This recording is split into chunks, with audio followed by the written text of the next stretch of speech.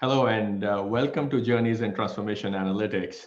I'm Amresh Tripathi. I run the analytics business at Genpact, and today I have with me Kiran Mysore, who's the former Vice President of Operational Analytics and Insights at Medtronic. Kiran, thank you for being here. Thanks for having me, Amrish. So Kiran and I have been chatting about some of the research that we just recently did on the economics of decision making, and we've been talking about the kind of the four big levers and drivers of cost of insights, data discovery, data ingestion, the management of data, and the consumption of data. And today we're going to talk about the challenges and the drivers of cost in data management, or how do you manage the cost in data management aspect of it.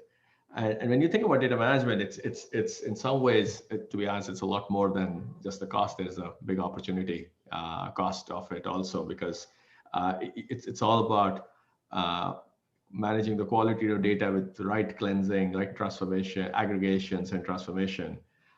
And a lot of the time, the folks who are doing this are also the folks who are doing the transformation of data are also the ones who are focusing on driving the insights.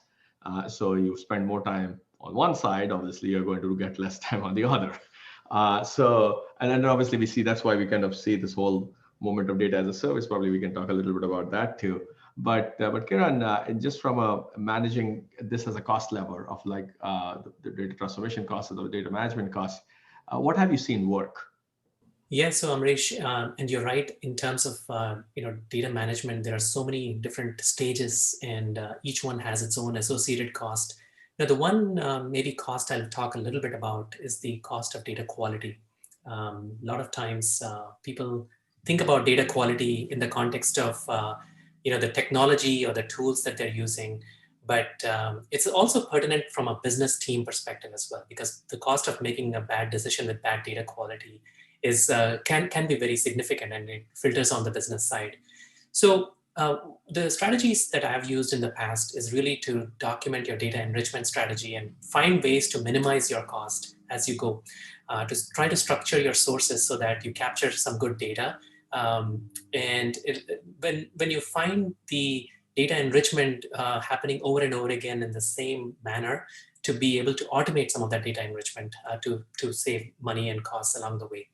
Now, over time, the lowering of costs will lead to the notion of data as a service, because the work that you're doing in terms of improving data quality starts to get you to a point where you can now actually watermark your data. You can watermark it to say, this is your trusted data source. You can actually go use it without any additional treatment. And that is really the ultimate nirvana of having good quality data. And the journey to get there is long, because you also have to have good data stewards who manage data, who can actually correct data as you go. You have to have good governance along the way so that people weigh in on the business use of data. It's important to catalog all of this information so you actually get a sense of what good data quality is available out there. And then the lineage, which is all the transformations that actually happen along the way. So these are all considerations, but ultimately leading to good data quality, which ultimately reduces the cost.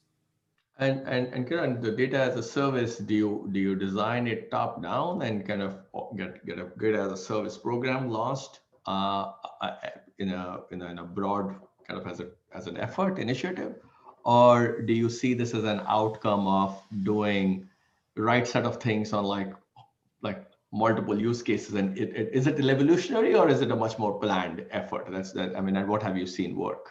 I've seen, a lot of times there's a little bit of both, and I'll explain what I mean by that. So there is a part of this where you really have to sort of plan how data will be consumed in the organization. And so there you almost have to have a master plan of methods of consumption, methods of usage and such.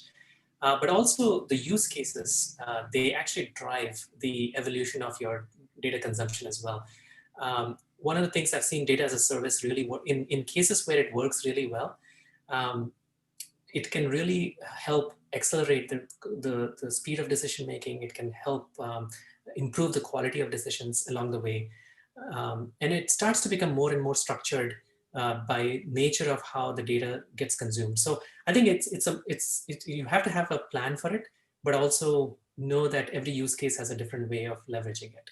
Yeah, and then I see as a big driver of managing costs, this whole data as a service efforts that you do. Because just to share another client of ours where we're working, one of the things they found out, and they had a little bit of both. They started a centralized effort around saying this is the amount they spend on managing the data and data transformation, and they not only kind of did it in terms of just the kind of the pure cost and efficiency perspective, but more in terms of the time it takes from a decision making perspective. So it's kind of the time to market, time to value mechanism.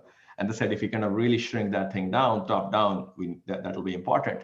But when they went about actually doing it, they said, okay, which are the ones that are most important, right? And there are 2 or 3 big teams that came out. They have a very big marketing spend. So they said, okay, how do I get accuracy around or more transparency around the return of marketing investments across geographies? There was another big theme around them managing kind of the sustainability agenda the right way. That was a big board level topic. So they kind of decided on a few topics, and that's kind of how they went together, which like very similar to what you just said, is a little bit of a top down architecture, but really a bottom up way of like connecting to value in a very sustained way over a period of time. But Kiran, thank you so much. I mean, I think this is this is one of the levers that I find everyone kind of does do something about it, talk about it, but I don't think it's something there's a playbook that always consistently works. So thanks for sharing your thoughts on it. Absolutely. Thanks for having me.